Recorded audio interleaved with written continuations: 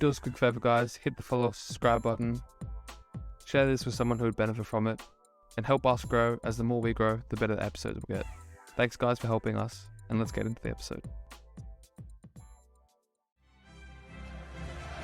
And he's here. He is here. Cristiano has entered the building. Welcome, wherever you are, to the Old Trafford Theatre.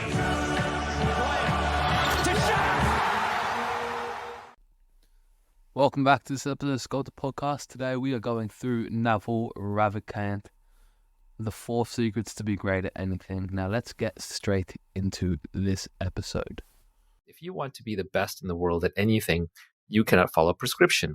If you want to be okay at it, then sure, you can follow prescription. If you want to learn how to lose a pound a month and get in decent shape, then you can follow a calorie counting worksheet. But if you want to be a shredded bodybuilder or an Olympic athlete, you're not going to get there through how-tos. You're going to have to create and forge your own path that is unique to you. For mechanical things, how-tos work. But when you're trying to operate at the top of a field, or when you're trying to do something creative, how-tos don't work beyond the most extreme basics. I can't watch Roger Federer play tennis and swing the racket the same way, nor will any description from him on how to swing the racket get me to swing it the right way. Then we go to intellectual efforts. We start asking Warren Buffett why he invests in a company, and there he can try and create a mental construct as to how he thinks and how he invests in the company. But there are just as many details to Warren Buffett's activities when he decides what to invest in and how he lives his life and how he thinks, as there are to Roger Federer's body running around a tennis court hitting a ball. The details are not transmissible. They're not copyable. You can be inspired to try it yourself, but without that sincerity, that obsession, you won't get there. One of my other related tweets is, the only true test of intelligence is if you get what you want out of life. And this one triggered a lot of people, which I love the tweets that I trigger a lot of people, but they're undeniably true, which is intelligence is like this abstract concept that we talk about. But the real measure is, did you get what you want out of life? And there's 2 parts in there. It's not just one part. One part, of course, is were you able to hack reality to get what you wanted? But the more important part is, were you smart enough to figure out what to want in the first place? And that means there are many booby prizes that simply aren't worth having. I think he makes a good point here, because this is exactly what my point is about passion, right? It's so transferable that you don't come out of the womb knowing what your one and only true calling or passion is. It's just transferable. You don't necessarily just know what you're going to do. So you have to be smart enough to actually find what that is. And then there are others that are out of your reach. It's ludicrous for me to desire wings or even to travel into a rocket into outer space, because it's either low ROI effort or it's unachievable for me. So what I want to do is to figure out what it is that is worth wanting. And remember, not wanting something is as good as having it. So if you can not want in the first place, that's even better. But the test of intelligence here is getting what you want out of life, but also knowing what to want. Reality is perfectly neutral. It's just a bunch of stuff happening. It's like imagine for a moment you didn't exist and you were just watching everything around you as a movie. But you didn't exist. You were just an observer, and you were watching your friends and family and your coworkers go through this movie. You wouldn't care about anything. This is all just lights and sounds and colors. Interpretation, meaning is assigned by the observer. It's not inherent in the medium. So it's up to you to make things exciting. I originally did not find life exciting. That was my fault, because I had a bad philosophy about life. And then over time, I realized, actually, I only have this one life. So I got to find meaning in it. I got to find excitement in it. Otherwise, I'm just going to go through a miserable life. And then as I started accepting that, I also started noticing, thanks to meditation and other, learnings, the inherent beauty in everything. You can watch a smoke trail come out of a cup of tea, or you can watch dust particles dancing in a sunbeam, and it's as beautiful as anything humans have ever designed. You've just lost track of it. You can ponder, the vastness of the universe, or the minute microbial, gut bacteria that live inside of you in their own little civilization, and it's just completely fascinating. It's just we've blocked all these things out. We've lost all this perspective. So, I mean, it's your choice whether to be optimistic or pessimistic. It's your choice whether to be grateful or resentful. It's your choice whether to be truthful or dishonest. It's your choice how you want to live your life. And at some point, you just decide. Like one of my friends, Charlie Knowles, he had this great tweet where he said, at the end of the day, you have to believe that either everything is a miracle or nothing is. And that's your choice. Like, and I choose to believe everything is miraculous, not necessarily in the sense that there's some white bearded dude in the sky who made everything up, but it is pretty freaking amazing, isn't it? When you kind of contemplate how big the universe is, how unlikely you are, how complex of a machine you are, how many things that you have around you and inside you that you just take for granted. It's mind blowing beyond comprehension. Not all of human civilization sitting down with pencil and paper couldn't redesign even one tree or one person. So we're already blessed with so much. It's just we lose perspective.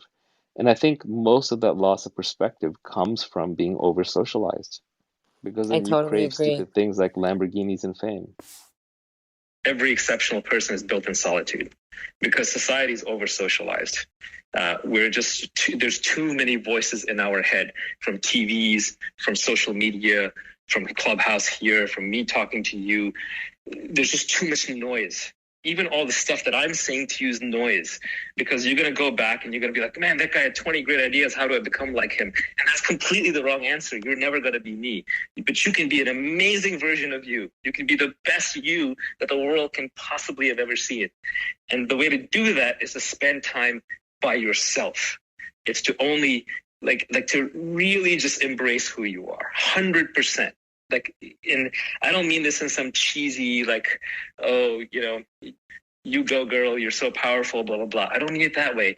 I mean it in the sense that you have to love yourself because you are correct. You are right. There is absolutely nothing wrong with you. There is not a hair on your head that is out of place. You are never going to be as beautiful as you are now. You have everything you need to succeed. It's just you need to fully accept yourself, and you just need to go for whatever it is that you want. And you're not going to figure that out until you become comfortable spending time with just yourself. So whatever that takes, whether it's journaling, whether it's meditation, whether it's long walks, self-isolation, I don't think anyone is possible of greatness without solitude. And conversely, I would say with solitude, it's impossible for you to fail. I completely agree. Solitude is very important, and not to go too deep into it, but there will be an episode about this quite soon. Now let me leave you with some reflections and related quotes. Move beyond prescriptions. Naval Ravikant also said, escape competition through authenticity. No one can compete with you on being you. Most of life is a search for who and what needs you the most. Find your why. I think the most important thing is to have a strong why for whatever it is that you do, because it will get you through the most difficult hardships. As Nietzsche said, he who has a why to live for can bear almost anyhow. So if you get through the ups and downs of the journey, you will persevere and ultimately be able to benefit from the compounding nature of whatever it is that you do. Mark Manson boils it down to one sentence. What pain do you want in your life? What are you willing to struggle for? Build yourself in solitude. Naval Ravikant tweeted, the modern struggle. Lone individuals summoning inhuman willpower, fasting, meditating, and exercising, up against armies of scientists and statisticians, weaponizing abundant food, screens, and medicine into junk food, clickbait news, infinite porn, endless games, and addictive drugs. On a similar note, Nietzsche wrote, the individual has always had to struggle to keep from being overwhelmed by the tribe. If you try it, you will be lonely often, and sometimes frightened, but no price is too high to pay for the privilege of owning yourself. Thank you for watching, and if you like the ideas on this video, I think you will love my anti-newsletter. Every Friday, I send out a timeless nugget from an influential doer in their own words, with also a drawing to make the nugget more clear and memorable. I exclusively focus on timelessness because, according to Nassim Taleb's Lindy effect, the longer an idea has been relevant, the longer it will still be relevant. And I only pick the nuggets from influential doers simply because, in words of Steve Jobs, the doers are the major thinkers. If you would like to get all this every Friday, just click the link on the right side of the screen to sign up for free. You can also find it in the video description below. Yeah. I do agree. And to summarize, so you have moved beyond prescriptions. Get what you want out of life. Find your why. Now, if you've been listening to a few of these episodes before, I don't have a clear stance on finding your why. I need to articulate my thoughts a little bit more to properly say my opinion on it. But the last one is build yourself in solitude. And these are 4 principles. So move beyond prescriptions. Get what you want out of life. First of all, it's not going to be easy to find what you want out of life. As I said, you don't wake up knowing. You don't wake up about to invent something that's going to change your life and the way that you see it. That's just not how it works, right? So you have to find what you want to get out of life. Finding your why, and then building yourself in solitude. I don't know too much about Naval Ravikant, but seems very wise, and I like that there's 4 principles, and it's quite clear, but just like most things, it's going to be difficult to truly execute. But I hope you enjoyed this one. Hopefully you got something out of it, and I will catch you in tomorrow's episode.